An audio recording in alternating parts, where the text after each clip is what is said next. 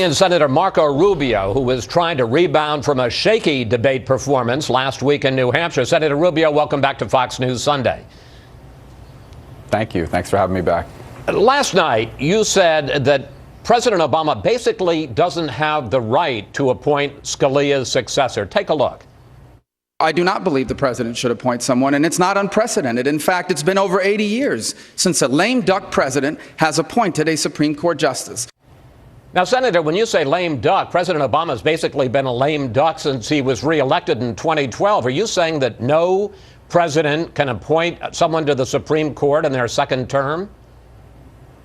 Well, I'm not saying it's illegal. He most certainly has the power to nominate someone. The Senate's already said it. Mitch McConnell last night was very clear. We are not moving forward on a Supreme Court nominee until after this election. And one of the reasons why is this president is no longer, he's now at the end. If this was early in his second term, that's one thing, but he now has less than a year left in office. The Supreme Court can function with 8 justices. They're not in year round, so they can get through this term of the Supreme Court with all of its decisions. They've done this before. And then there'll be an election in November, and we're going to have a debate about what kind of justice should replace Scalia, and the voters are going to get to vote for a new president. And I think this will be part of their calculus. So I think we should wait till after November before we move forward on confirming any justice to the Supreme Court. The president can nominate whoever he wants, but the Senate's not going to act, and that's pretty clear. So we can be debating it, but we're not moving forward on it, period. But Ronald Reagan named Anthony Kennedy to the Supreme Court in November of his 7th year. And Kennedy was actually confirmed in Reagan's 8th year. So are you saying somehow that November is okay, but 3 months later is over the line? Yeah, again, I mean, it doesn't really matter what they've done. Reagan did back in '87. It was in '87 when he nominated him. And so obviously it was still earlier in the year. This was November, October, or September of last year, where the president had more than a year left in office. Then perhaps this would be a different discussion. But he now has basically about 11 months, 10 and a half months left in office. We have an election coming up. There'll be a debate over what the Supreme Court justices should be like. And voters are going to weigh in November, and they're going to elect a new president. So I think the president should allow the next president to appoint the justice to the Supreme Court. And if it's me, and I anticipate that it will be, I'm going to look for someone in the mold of Justice Scalia, who, while irreplaceable, I think is a model jurist and one of the great jurists in American history. Last night, you also got into quite a battle again with Senator Ted Cruz over immigration. Here's some of that. You know, the lines are very, very clear. Marco right now supports citizenship for 12 million people here illegally. I oppose citizenship. Look, this is a disturbing pattern now, because for a number of weeks now, Ted Cruz has just been telling lies. Right. He lied about Ben Carson in Iowa. He lies about Planned Parenthood. He lies about marriage. He's lying about all sorts of things, and now he makes things up. Senator, what do you think of Ted Cruz? I like Ted, but in this campaign in the last few weeks, he has kind of developed this disturbing pattern of telling things that simply aren't true. Just this week alone, he had an ad pulled off the air because it lied about sanctuary cities and immigration. He has also, by the way, lied about my position on marriage, my position on Planned Parenthood. We all saw what he did to Ben Carson. He keeps acting like it was just a whisper campaign. These were paid robocalls that were being made out to his activists in Iowa, telling them to inform people at the caucus sites that Ben Carson had dropped out. Donald Trump made an allegation last night. I don't know if it's true or not about those sorts of robocalls happening here now. And then he portrays himself as some sort of immigration purist. Though he's always been strict on immigration. That's just not true. When it comes to the issue of people that are in this country illegally, he argued passionately in favor of doing something for them, like legalizing them and bringing them out of the shadows.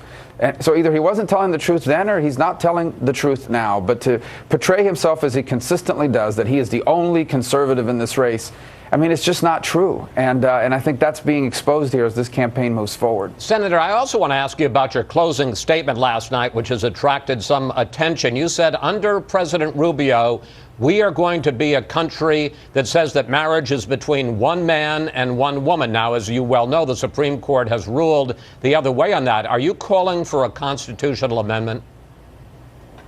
No, you're going to have a president that says that marriage is between one man and one woman. Ultimately, the decision to define marriage and to regulate it especially has always belonged to the states. It doesn't belong at the federal level. I think the Constitution already says that. The Constitution is pretty clear. If it doesn't define a power to the federal government, It doesn't belong to the federal government. But wait a minute. That's why the decision by the Supreme Court on this issue is wrong. But are you going to try to Yeah, go overturn ahead. the Sorry, Supreme Chris. Court's decision? I mean, that is the law of the A president land. can't overturn a president cannot overturn a Supreme Court decision. I can tell you that I believe we need more justices like Scalia, and any justice, irrespective of their personal view on the issue of the definition of marriage, who is someone who's going to apply the Constitution as originally meant by the society that wrote those words at the time, would tell you that the issue of marriage, regulating it and defining it, has never belonged to the federal government. That court decision of Bergefell should be overturned on the basis of the Constitution. If you want to change the definition of marriage, go to your state legislature and have the debate there. I believe it should be between one man and one woman. I'll engage in that debate. But ultimately, your elected representatives at the state level will decide it. It doesn't belong in the federal courts, and that decision should be overturned. But again, a president can't overturn a Supreme Court decision. Senator, as you know all too well, one of the big stories going into last night was your, I think you'd agree, shaky performance in the debate in New Hampshire. Do you think that last night you undid the damage from that debate? Should people who suddenly began to worry, is this the guy we want to put up in the general election against the Democratic nominee, have you eased those concerns? Yeah, Chris, if you followed, as you have now, and you've been part of 2 of them, we've had 9 debates, and in 8.75% of these debates, I've done very well, according to everyone who watches them. I had 1 bad answer to questions, obviously, because the voters of New Hampshire opine that way, and I took responsibility. It happens. But I'm very proud of my debate performances consistently throughout this process, and again last night. And here's the key. If I'm the nominee, I look forward to debating Hillary Clinton or Bernie Sanders.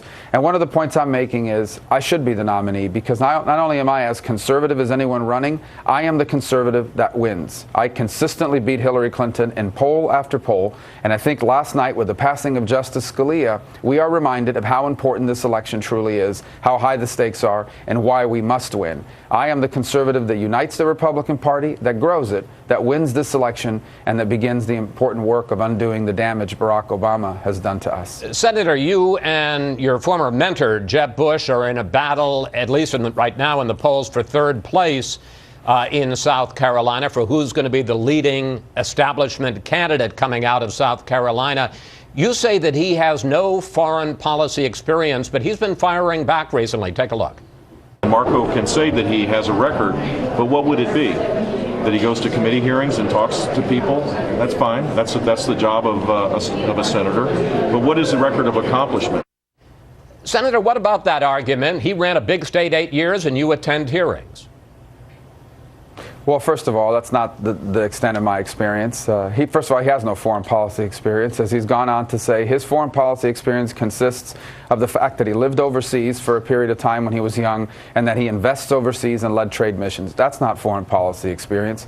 Foreign policy experience is doing as I did, leading the effort to impose additional sanctions on Hezbollah. Foreign policy experience is doing as I did when I helped lead the effort to impose sanctions on human rights violators in Venezuela. Foreign policy experience is the Girls Count Act, which now leverages U.S. foreign aid to prevent human trafficking and slavery around the world. Foreign policy experience is doing as I did when ISIS first popped up, warning quickly. While the president was saying this was a JV team and no one else was paying attention, I was consistently warning about ISIS, about what was going to happen in Libya, about the situation now in Syria, about the fact that Vladimir Putin would conduct airstrikes in the Middle East 2 weeks before he actually started doing those things. That's foreign policy experience on which I have achievements. Jeb has no foreign policy experience, period. And that is the most important job of the president. I'm ready to be the commander-in-chief and the head of our foreign policy on my first day in office. Senator, we have about a minute left. During the last week's debate, you supported extending the draft, signing up for the draft. 2 women and said that you have no problem with anyone serving in combat as long as they can meet the standards. But this week, you seem to flip on that, saying that you don't support women signing up for the draft or making them serve in combat. Why the change, sir? It isn't a change. Selective service is not the draft. Selective service is basically a list of people's names. Second, just because someone's drafted, which I don't believe anyone ever will in the future, that's not the nature of modern warfare, But just because someone's drafted doesn't mean you're drafted into combat. My point is, and again, this was another thing Ted Cruz was putting out there that wasn't true. He was saying that I was in favor of forcing women into combat, drafting them and forcing them. I am the father of 2 girls that are much closer to combat age than anybody else out there in terms of that this is being debated about. My oldest daughter is 16 years old, okay? And I am not in favor of her being drafted and forced into combat. I'm actually in favor of a volunteer armed forces. But that's just, I'm just not even sure we need selective service but anymore. Just to clear this up, do you believe that she should, and any woman should have to sign up for selective service? I'm open to selective service being opened up to women that want to be a part of it. What I've never said, and I don't support, is that we are going to draft women and force them into combat roles. That's absurd. No, I've never supported that. I've also said that if a woman wants to serve in a combat role and can meet the minimum requirements just like a man, and that would be open to that. I would be open to them doing that. By the way, those minimum requirements for combat service apply to both genders. So it's not just women that have to meet it, the men would have to meet it as well, and there are many men that don't meet those combat standards. That's all I've said. But the idea that we were going to draft women and force them into combat, I never said that. That's not my position. And all I said is selective service is just a registry of names for a draft that's never going to happen. So I don't even know why we still have selective service. Senator Rubio, thank you. Thanks for making time for us. And, of course, we'll follow how this week goes for you and all the other candidates in South Carolina. Thanks, sir. Thanks, sir. Thanks, Chris.